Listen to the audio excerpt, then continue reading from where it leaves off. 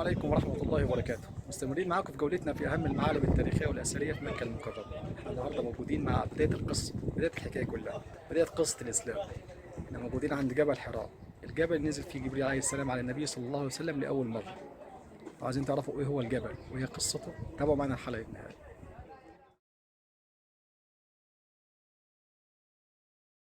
جبل حراء هو جبل موجود على مسافة 4 كيلو شرق الحرم. يطلق عليه جبل النور بسبب تسميته جبل النور، اللي هو المكان اللي انتشر منه نور الإسلام. وكمان بيطلق عليه جبل الإسلام. على قمة الجبل موجود غار حراء، وده المكان اللي سيدنا جبريل عليه السلام نزل على النبي صلى الله عليه وسلم لأول مرة. هاخدكم دلوقتي في جولة ونصعد فيها الجبل مع بعض، فيلا بينا.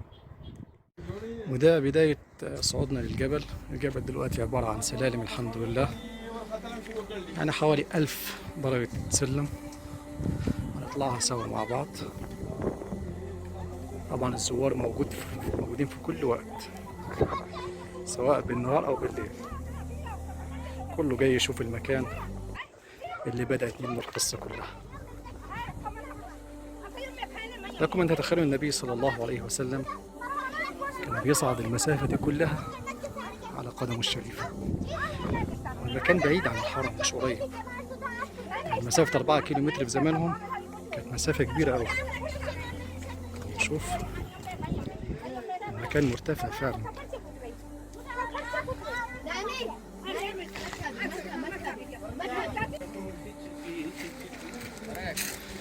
لازلنا مستمرين في رحلة الصعود. سبحان الله العظيم، عملية الصعود مرهقة جدا جدا جدا. تخيلوا النبي صلى الله عليه وسلم كان بيطلع المكان ده. طبعا وقتها لا كان فيه سلالم ولا كان فيه طريق معبد. نتابع كمان الرحلة.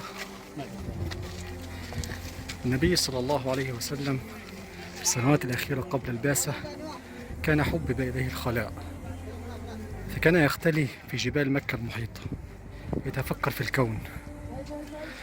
كان بياخد الزاد والماء بتاعه اللي يكفيه ليالي، وكانت السيدة خديجة رضي الله عنها بتبعت له الزاد مع الخدم. فكان صلى الله عليه وسلم يتعبد ويتفكر.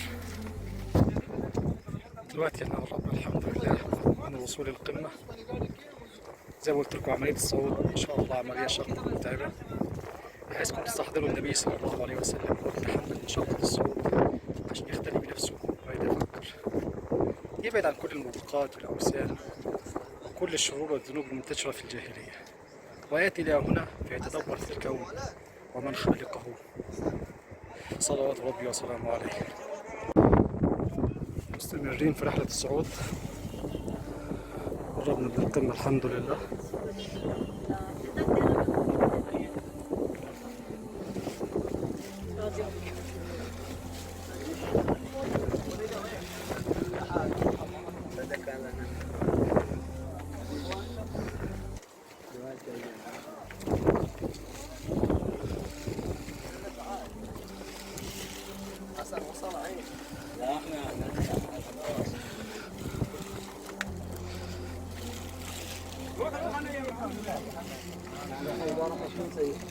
نقعد نستناكم فوق، نقعد نستنى هني.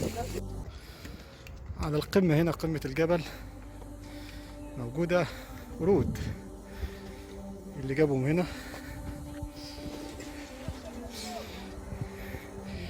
شكل فيه مجمع كامل اليوم هنا على القمة.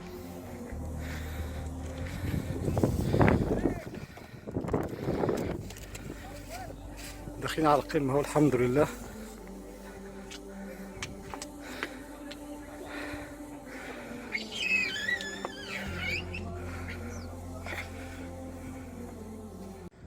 رغم ان رحلة الصعود شاقة جدا ومتعبة جدا، بس تستحق. هتحس بروحانيات وراحة وطمأنينة ملهاش وصف. طول الطريق وانت طالع هتلاقي في استراحات زي ما قاعد فيها كده، هتقعد ما تتعبش. فلازم تيجي وتشوف التجربة. كده احنا هنكون في الأمطار الأخيرة عشان نوصل للقمة. بكده نكون وصلنا الحمد لله لأعلى قمة الجبل. علشان نوصل لغار حراء لازم هننزل 20 متر من الناحية التانية، الناحية اللي موجهة للحرم. النزول بيكون من الناحية دي.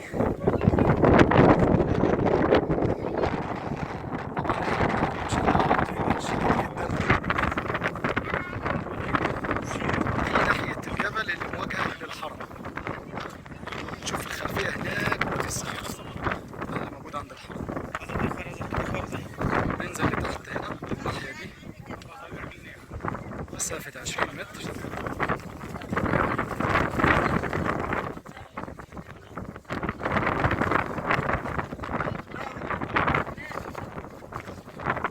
عشان نوصل للغار من الناحية التانية.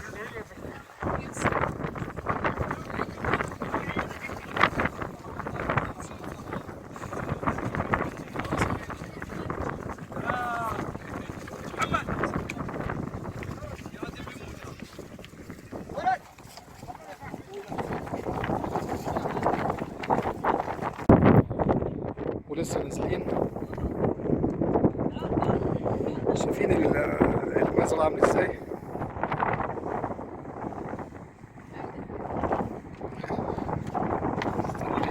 في نزولنا عشان نوصل للغار من الناحية التانية من الجبل.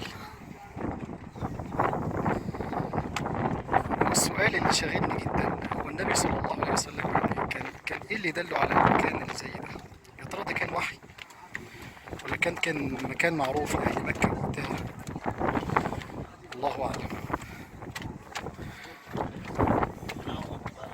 داخلين كده على مدخل الغار.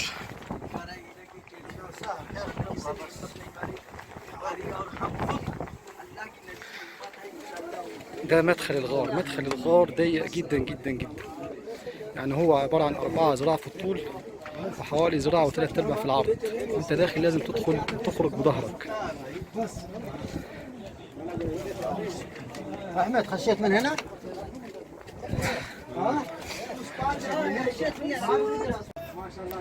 بسم الله توكلنا على الله. نبدأ رحلة الدخول للغار. صلوات ربي وسلامه عليك يا حبيبي يا رسول الله. مكان ما شاء الله عشان تدخل بظهرك وبجنبك.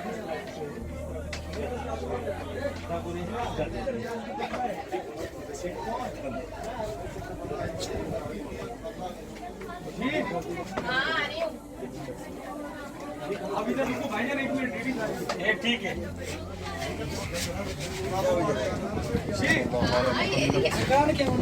बंदा निकाल नहीं पाया।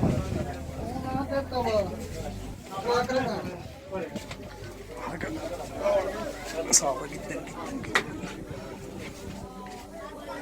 لازلنا مستمرين في الدخول.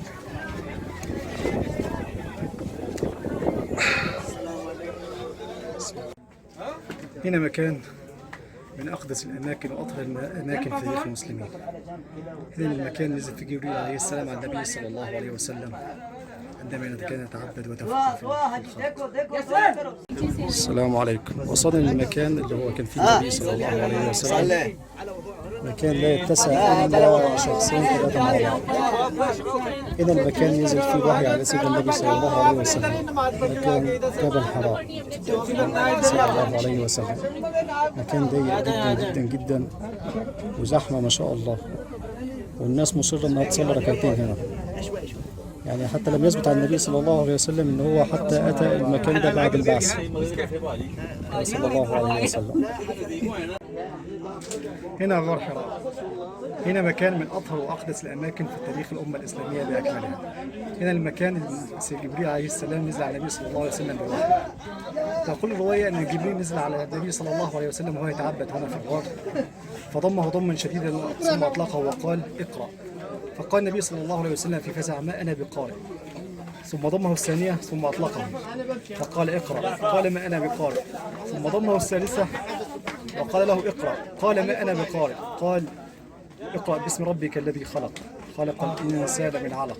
اقرا وربك الاكرم الذي علم بالقلم علم الانسان ما لم يعلم. هنا كان بدايه النور، هنا كان بدايه الاسلام، هنا كان بدايه القصه كلها. بعد ما سيدنا جبريل ضم النبي صلى الله عليه وسلم ثم اطلقه وتلا عليه اول ايات سوره العلق، انطلق النبي صلى الله عليه وسلم فزع. انا عايزك تتصور معايا المنظر، النبي صلى الله عليه وسلم نازل من فوق الجبل ده، المسافه دي كلها وبين الانحدار ده كله، فزع خائف. انطلق الى خديجه رضي الله عنها ام المؤمنين، ثم قص عليها ما حدث وقال: اني خائف على نفسي. فقالت سيدة المؤمنه: والله لا يخزيك الله ابدا، انك لتقرئ الضيف وتكسب المعدوم وتحمل الكل وتصل الرحم وتعين على نوائب الحق. ثم انطلقت به إلى ابن عمها ورقة بن نوفل، فقالت: اسمع بابن أخيك. فقال: ما ترى يا ابن أخي؟